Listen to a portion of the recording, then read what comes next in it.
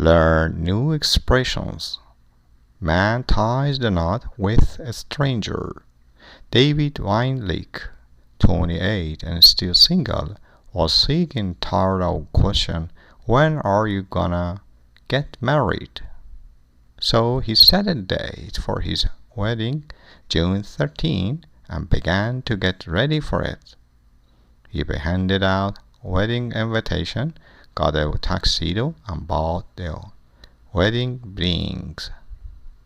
There was only one problem. David didn't have a bride. He wasn't even engaged to anyone. So he began to organize a bridal contest.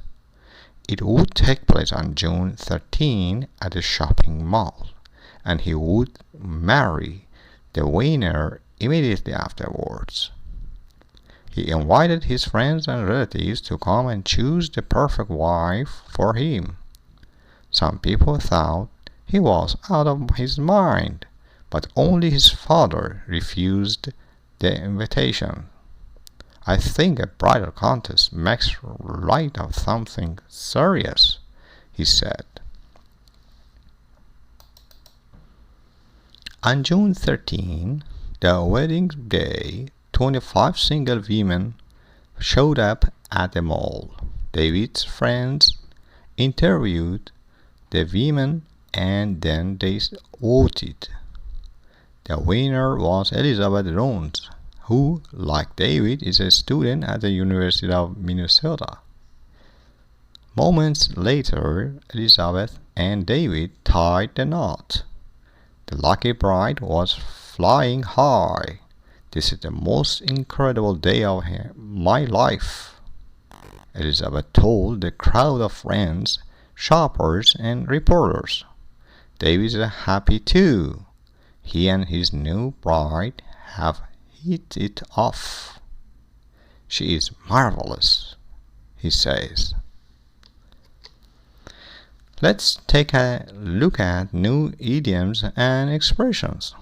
Tie the knot with someone, marry someone. Be sick and tired of something, feel unable to tolerate something any longer. Get married to someone, marry someone. Get ready for something, prepare for something. Hand something out, distribute something. Be engaged to somebody, having agreed to marry somebody. Take place, happen. Be out of one's mind, be crazy, irrational, silly. Make light of something, act as if something is unimportant. Be flying high, be very happy. Hit it off with someone, quickly become good friends with someone. Learn new expressions. Graffiti makes him see red. Mike Quintana can't stand graffiti. It makes him see red. Quintana owns Sloan Lake Gym in Denver. Like other business owners there, he spends a lot of time trying to get rid of the graffiti on his walls.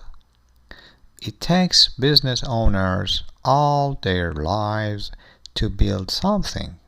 Then punks come to their buildings and see their names all over the place. It's demoralizing, says Quintana. Quintana also tries to do away with graffiti in his neighborhood. A few times a week, he drives around looking for new graffiti.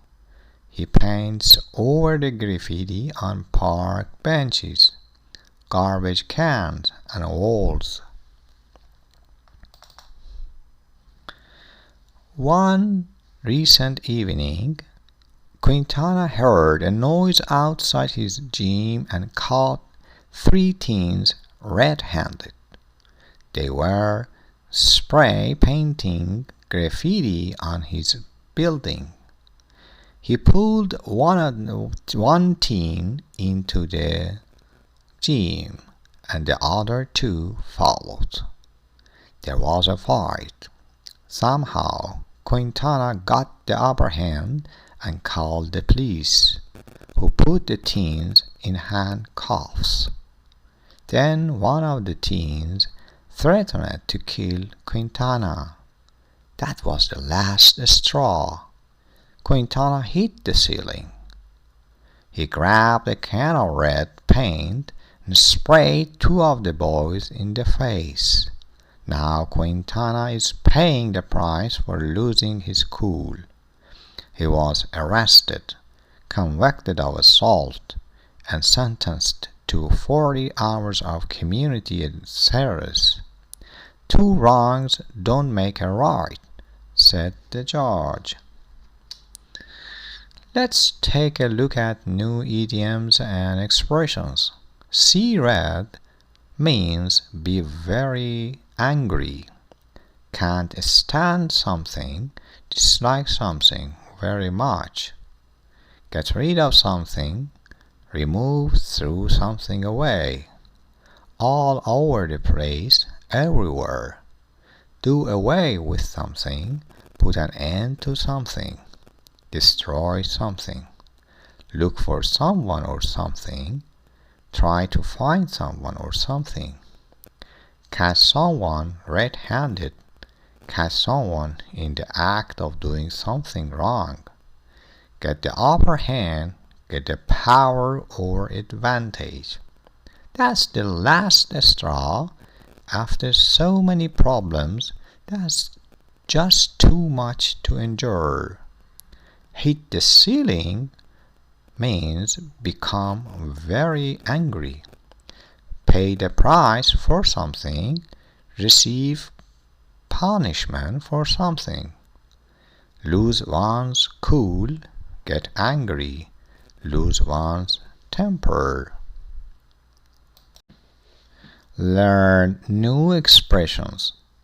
Family hits the road with a horse, a wagon, and a dream. Like many people, David and Kate Grant dreamed of going around the world, but their dream was out of the ordinary. The Grants and their 3 children wanted to travel in a horse-drawn wagon. It started as a pipe dream, says David. None of us knew a thing about driving a horse. In 1990, the Grants sold their house in Scotland, bought a horse and wagon, and hit the road. They brought along a set of encyclopedias so the children could keep up with their studies. The trip got off to a good start as the family rode through Belgium, France, and Italy. But then they ran into some problems. They arrived in Slovenia in 1991 at the start of the Balkan Wars, just as jets were bombing the country. 2 years later, in 1993, after crossing Hungary, Russia, and Kazakhstan, red tape prevented them from entering China. They had to go 1,600 kilometers out of their way into Mongolia. There, thieves tried to rob them, and the Grants used a slingshot to drive them away. In 1996, the family flew from Japan to North America for the last leg of their trip. They spent more than a year crossing the United States and Canada. In late 1997, after 7 years on the road, the family sailed from Nova Scotia back to Scotland. Kate says she's ready to settle down now. But David is not so sure. Maybe I've got another expedition in me, he says. Let's take a look at new idioms and expressions. Hit the road means leave, start a trip, usually in a car.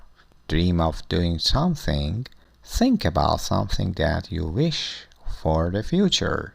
Out of the ordinary, unusual, different. A pipe dream, an unrealistic plan. Keep up with someone or something.